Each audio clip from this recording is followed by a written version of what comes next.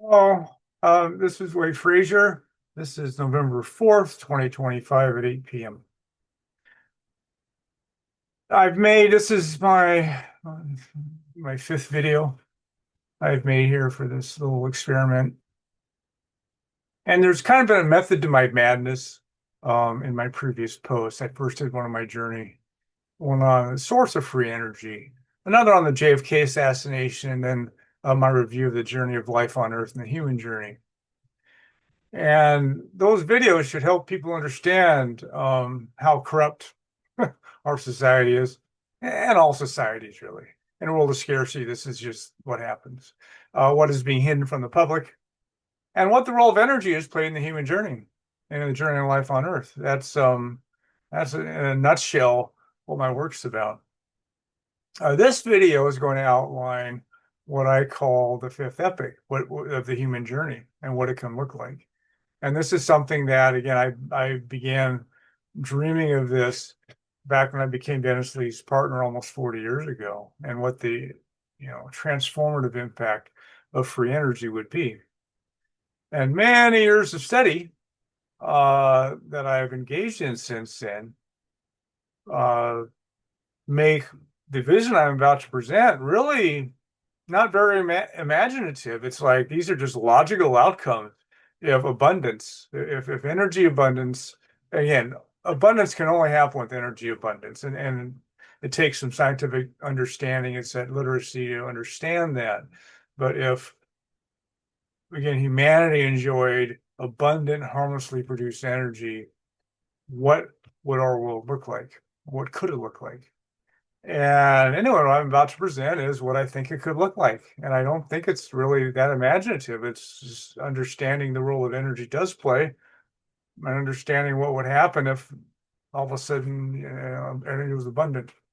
And we've already kind of seen this with the relative abundance of energy during the industrial era. So anyway, if people understand the material in my previous videos, which there's a lot there. I mean, believe me, it's a lifetime of study has gone into this. And I try to make it a much shorter course to shorten people's learning curves. But if they understand the material in those videos and the material I'm about to present will be much easier to understand.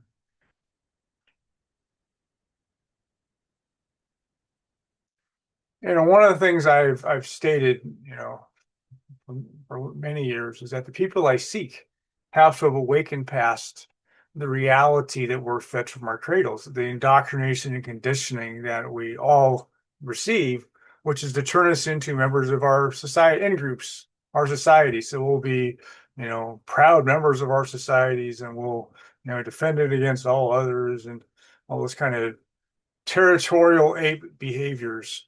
And so, anyway, when people awaken to that, they realize, and again, it's understandable. So in a world of scarcity and fear, social animals, they form societies. It's because it's how the members will survive and procreate.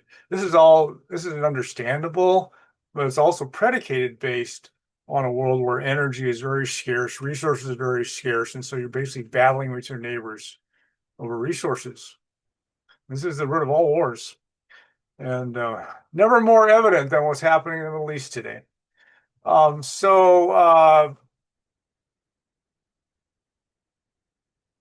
Awakening past the realities that we're fed from our cradles can be done in any walk of life. So again, we're all subjected to it. And so waking up past that, for the people I'm looking for, they have to have done that.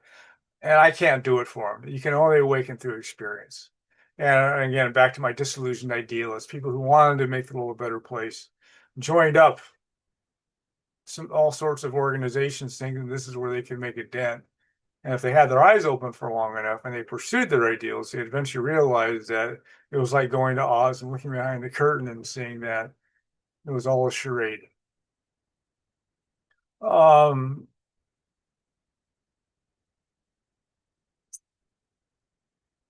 I have had many paranormal experiences, since my teenage years. And, before that, I was on the science track. And again, back to experience is the only teacher. I don't suggest that people explore spiritual literature until they've had paranormal experiences. Because once you've had those experiences, such material takes on a completely different character. There's really no substitute for experience. And but I haven't been kidnapped and given the underground technology, so like my friend did. A few people on Earth have, but I have no doubt that those technologies on Earth today are probably older than I am, which includes anti-gravity, free energy. But that was just those are probably the most noteworthy, maybe, of all those technologies my friend was showing. But there's exotic materials. Flubber's not that fictional. All these kinds of things, but people aren't going to learn that, unless you do what people like I did and my close colleagues did. You're never going to experience something like that. But you can have all sorts of other experiences, though, to show that your indoctrination and conditioning was indoctrination and conditioning designed to control you. So, anyway, yeah, so Sparky Sweet, who was this free energy inventor with the goods, his prototype, produced 1.5 million times the energy that went into it. Not many people got to visit Sparky when he was alive, except my close. Again, I have a number of people around me who did see it. I've been to Mount Adams though several times to watch UFOs fly over. I was never disappointed. In fact, some of it was truly spectacular, and the people that were with me, and I'm talking, Air Force captain and Boeing employees and stuff, they were never the same after watching those shows.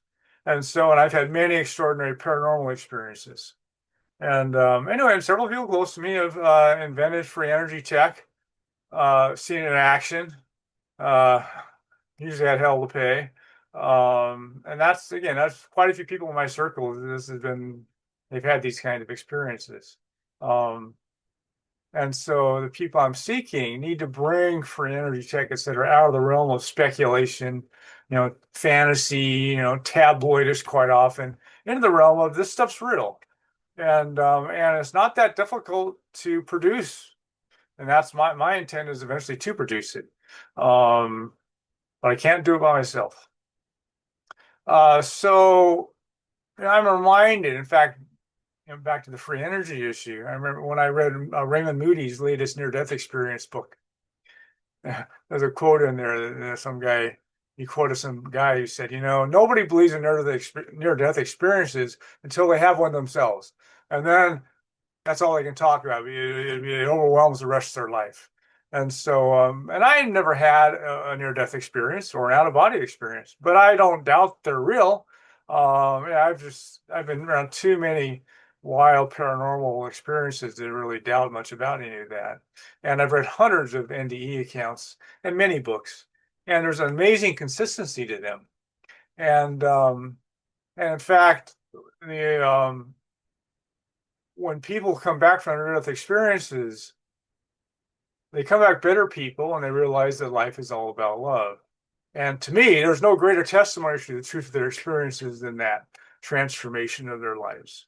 And my understanding is that's what an NDE is, a way for the soul to kind of get their earthly personality back on track as it was losing its way in its lifetime, not getting its life plan done. So anyway, in 2002, I wrote my first essay to deal with what I eventually called the fifth epoch. I wrote about it in some detail in my 2014 essay. I went into a lot more detail. Last year, I actually published a book preview essay, and I also sketched it there. And then a couple of years ago, I wrote a little story on what the first century of the fifth epoch can look like. And all these things I mentioned, the posts, so that my Substack post links to all the things I'm talking about. So there's plenty to back this up for people who want to do that work and take that dive. In my 2014 essay, I organized the changes into immediate material changes, cognitive and social changes, and long-term changes. And this will roughly follow that same outline. I'm into helping a world transpire where it's based on abundance of love. And if people think that life's supposed to be about full of hardship and misery and fear and die a terrible death, they think that's what life's all about, then they're not going to like my work, especially my vision of the fifth epoch. I suggest they don't watch. But anyway, in the story that I wrote a couple of years ago, it was essentially my ideal transition of the fifth epoch. In fact, my next video is going to be the plan I have for making it happen. And the story I wrote actually was my plan come to fruition. So, and if it comes into the world like that, it'll be peaceful, harmlessly implemented, and all of humanity will participate and benefit. And what'll happen when, again, free energy tech and anti-gravity tech becomes public and the public is able to benefit from it. Well, the first thing that will happen will be phasing out all of the energy sources, which will be, all fossil fuels, nuclear, back, tear all the hydroelectric dams down, all that kind of stuff. And yeah, so combustion would soon end. There will be no more increasing of the carbon dioxide levels. And you could actually easily remove carbon dioxide. I mean, we'll be able to set the carbon dioxide levels like a thermostat. It's like, what do we want? Right now, I would think we'd want to go to a pre-industrial levels, maybe 300 parts per million. But I'm not going to be the guy that decides that. So somebody's going to decide that. Again, the story I wrote shows an effort like mine succeeding in 15 years. And if it happens in 15 years, AI robotics, which is the ultimate expression of energy, intelligence, and tools, will make it a very quick transition. And if they still want flames, you can still split water into hydrogen and oxygen, burn the hydrogen, and get water back. In fact, Brown's gas is also made that way. So all air pollution would quickly end, and we could decide what carbon dioxide levels we want. But most importantly, whatever Earth's climate does will not impact human welfare any longer. Yeah, we're not going to live anything like we do today. And this is what the fifth ethic's all about. Yeah, life will change radically, dramatically, more dramatically than it has ever. It'll be the most dramatic change, the biggest event in the human journey.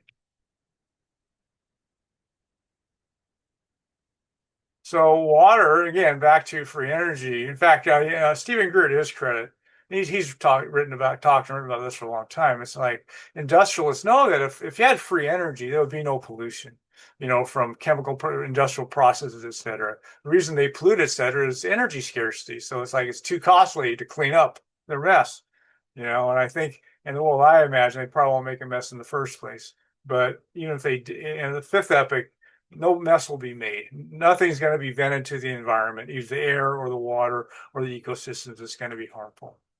Yeah, everybody's going to drink pure water, and again, back to anti-gravity, will become a spacefaring species, and then Earth will never be mined again. So one asteroid, the Psyche asteroid, will provide all of humanity's metal needs for the next million years. I mean, there's no reason, there'll be no reason to mine Earth and disturb Earth's surface to get materials, so that's something that will be going to become obsolete. So yeah, we'll never mine Earth again once the fifth epoch arrives. And asteroid belt, rocky planets, I mean, it's more than millions of times more than we could ever think of using. And the global elite also have exotic materials, and so I've been, again, my friend Show probably saw some of that, but other people in my circles, they've seen these exotic materials. I mean, Flubber is not that fictional. Yeah, there's lots of exotic materials they have. Yeah, it's, again, Star Trek. So there's definitely Star Trek level tech and materials on the planet today. My goal is to get it to where we all can use it. So anyway, if you think about that, with free energy tech became the only way to produce energy, then you would no longer have oil spills, nuclear accidents, again, no more air pollution, all that kind of stuff. And I've also written that indoor farms, in fact, we have them today, and indoor farms could grow everything we could think of eating. But they have them today, but the limitation is energy. So yeah, so if you don't have energy is no longer a limitation, and again, gravity, materials, and energy are no longer limitations. You could put indoor farms which have perfect growing environments for plants, and you can put them anywhere in our solar system. And I could see them floating in the ocean, underground. I mean, my bottom line is that it wouldn't impact our ecosystems. So our ecosystems, we could give it back to Earth. Here's your ecosystems back. We don't need it anymore. And so that's my ultimate goal. And then I can see us partner with nature, and permaculture kind of hints in those directions. Sounds good to me, but if nature wants it. So that's where I am with that. And so we don't need to. So we wouldn't need to exploit Earth's ecosystems for materials, for energy, for food. We don't need to do that. And, as again, over the epochs of the human journey, as our standards of living have increased with our energy surplus, we become more humane. I think in the fifth epoch, everybody will become vegetarian. And again, it won't be coercive, but it'll be like, why would you want to kill an animal if you don't need to? I think people will, again, you can't talk to most people today about this, but once the fifth epoch happens, this will dawn on people. It's like, yeah, why would I do that? And you wouldn't need to. So yeah, a world full of vegetarians, and yeah, our relationship with animals is not what we have today. Yeah, so the human ecological footprint on Earth would pretty much just vanish. Earth would pretty much entirely go back to its natural state. And again, everybody on Earth would be richer than Bill Gates is today, just like the average American today is richer than Louis XIV, who was the richest man in Europe 3 centuries ago. And since processed food is also the root of most diseases that Westerners suffer from, and everybody's eating whole, fresh food, everybody will live to be 100, with health the entire way, and medical interventions will be pretty much unknown. And this is easy to foresee. So those are immediate material changes that would come with the fifth epoch. Um, Poverty. So back to everybody's richer than Bill Gates. Well, it stands, all scarcely needs to be said that humanity will never experience poverty again. It'll vanish and never return. Nobody will ever live in poverty ever again. And this will have far-reaching changes on the human journey. Far-reaching. For instance, scientists discover that children's brains are permanently damaged when they are raised in adversity. And raised in adversity almost all has to do with poverty, being raised in poverty. And in fact, our amygdalas are back to the reptilian brain. There are emotions and fear center. And what's happened is what they found is that if a children are raised in adversity, their amygdalas are swollen and their prefrontal cortexes are shrunken, which this was hosts our so-called intelligence. And it lasts for a lifetime. So children have these permanently damaged brains from being raised in poverty. Now, an evolutionist might argue that's not brain damage at all. Really, it's adapting to an environment which is very life-threatening. So it calls for quick, violent action, reliance on instincts, etc. And so people are just adapting to these life-risking environments. Well, in the fifth epoch, those environments will cease, and so people won't be conditioned to survive in that way. That's what I think will happen. And in fact, Bucky Fuller said that children are born geniuses, but our societies beat it out of them. And directly related to the many lies that societies tell their children. I was raised. We're all raised with all these lies. Back to my country, nationalist lies. Lies all over. Lies about capitalism and nationalism, and religion, and all these lies. All these fake heroes of American history: George Washington, Christopher Columbus, Junipero Serra, the Saint. All this stuff that I've written about this at great length. But yeah, all these fake heroes and all these all this chest beating, wonderful nationalism, etc. Yeah, what happens is that this born genius aspect gets lost. Actually, I've heard by age 5 it's gone. We basically beat it out of children to socialize them into being cogs in the societal machines. And so anyway, if children are raised in adverse environments and lied to, turn to cogs and cram full of propaganda designed to dumb them down, I think you'll see a new kind of human in the fifth epoch. Children that are raised in abundance and love instead of scarcity and fear. And I think today's genius level intelligence will be average intelligence in the fifth epoch. And evolution will march on. So I think that we will continue to become less muscular and more intelligent, let's say.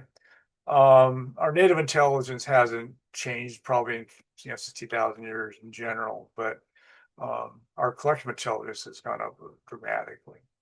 And so, yeah, and we can't, and I haven't really written about this too much in the past, but basically the ancient Greeks, etc., they've documented athletic feats and feats of rowing across the Mediterranean and stuff that are far beyond what anybody can do today. Yeah, so we're 98-pound weaklings compared to our ancestors, and that's well because they needed to be. They had such rough lives, so they lived by their brawn, and so don't need to do that. So I think that yeah, we won't see mesomorphs or ectomorphs. We won't see fat people or super muscle bound people. We'll probably be a pretty slim species.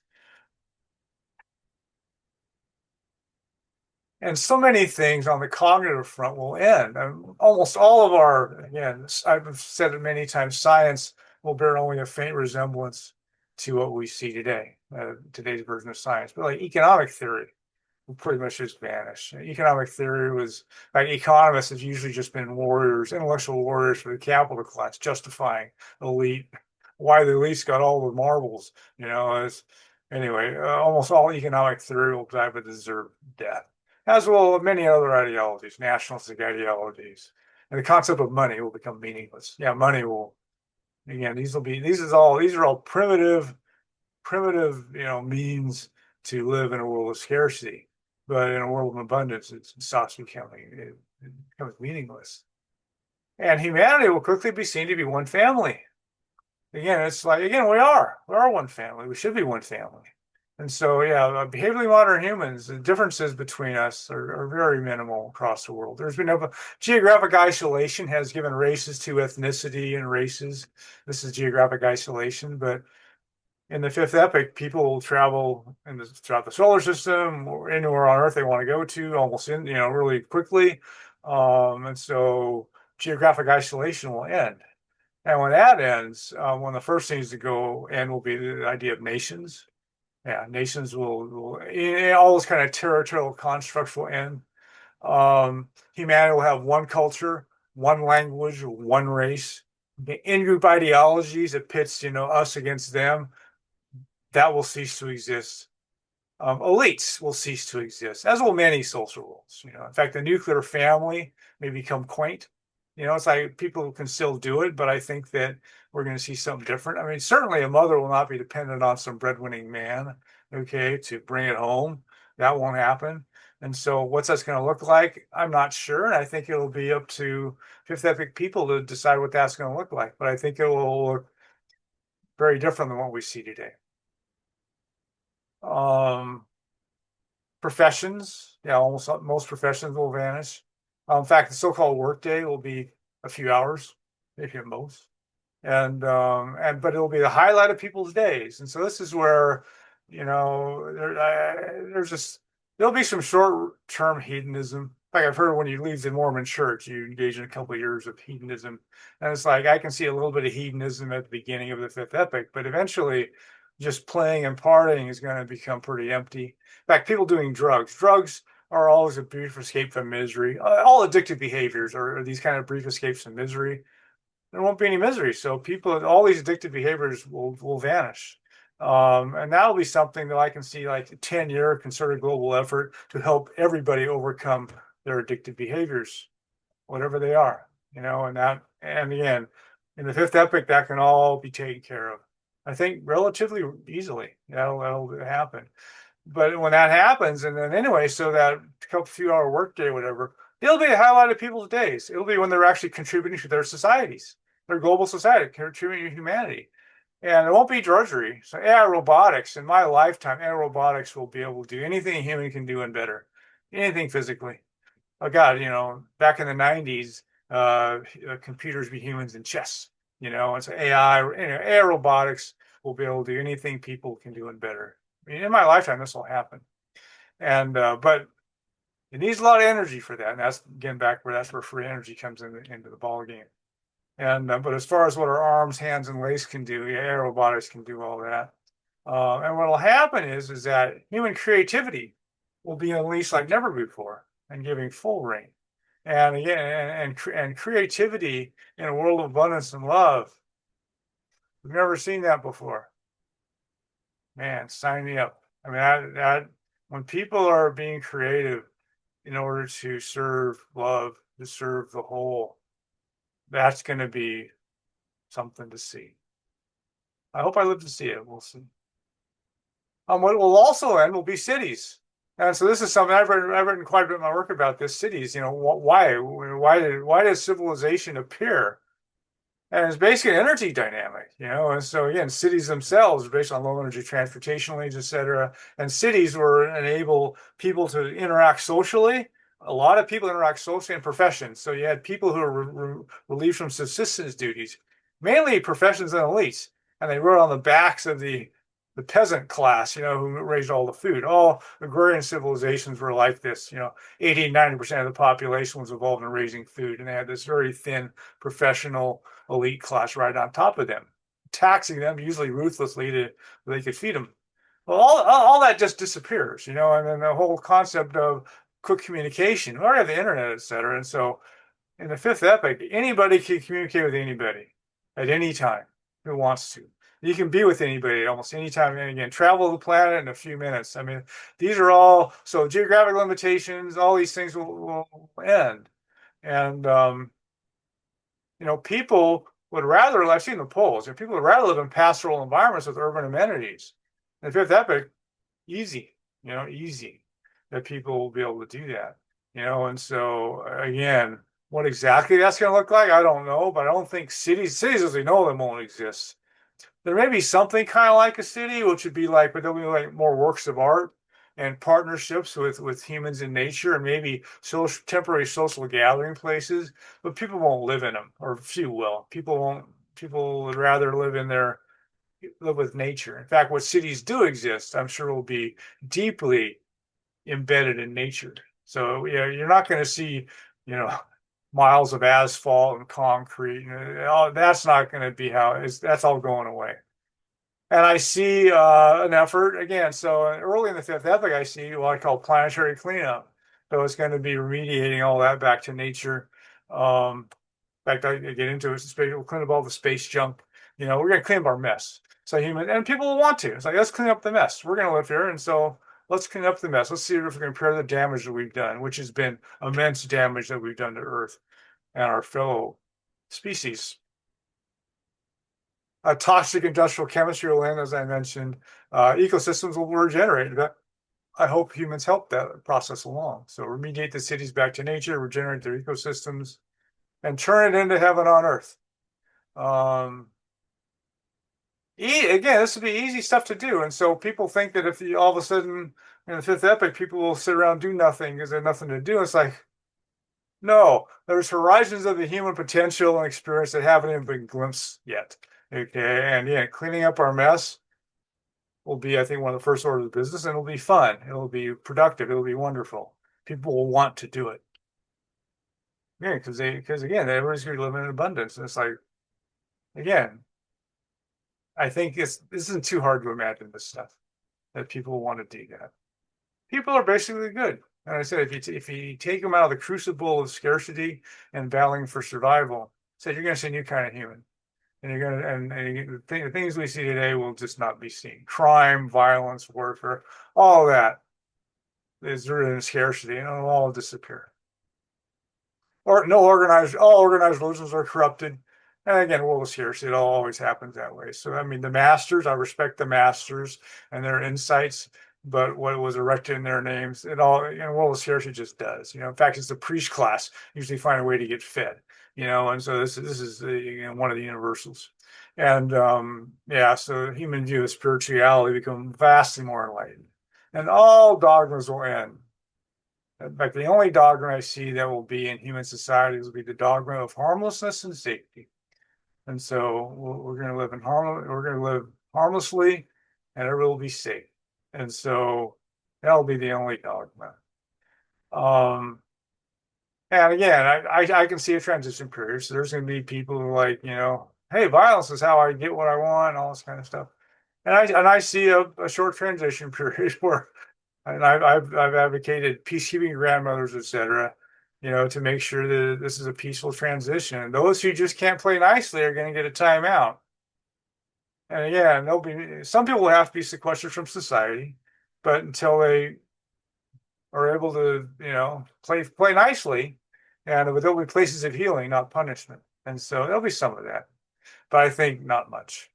Um, yeah, gangs. In fact, street gangs. But again, the guys who run the world is another gang. So all these gangs are usually men, and so all these gangs will cease to exist. And all capitalist distortions of science and medicine, the media, all that will end. Because there'll be no incentive any longer for all that. Because all those distortions serve some interest, usually lead interest. And then becoming spacefaring is something that, again, my friend was showing anti-gravity. And in fact, I'll dish a little bit. So when he was shown the show, the people said, a lot of what you're going to see, people will attribute to ETs. And they go, it's our stuff. And that actually agrees with like people like Group said that most of what we're seeing in the sky is actually human made, but they're actually poor imitations of ET tech. And so, yeah, I believe that most of what my friend saw came from reverse engineering ET tech. That's my guess. But in the solar system, the first thing we'll do, not only clean up all the space junk in orbit, et cetera, but also domesticate the solar system, and clean up all Earth crossing asteroids. In fact, again, AI robotics can do all this. I can see a planetoid being made out where the asteroid belt is, just collect it all in one place. In fact, that would be humanity's mind for the next billion years. It's the thing where, but there wouldn't be a stray pebble in the solar system, and a child could safely travel the solar system.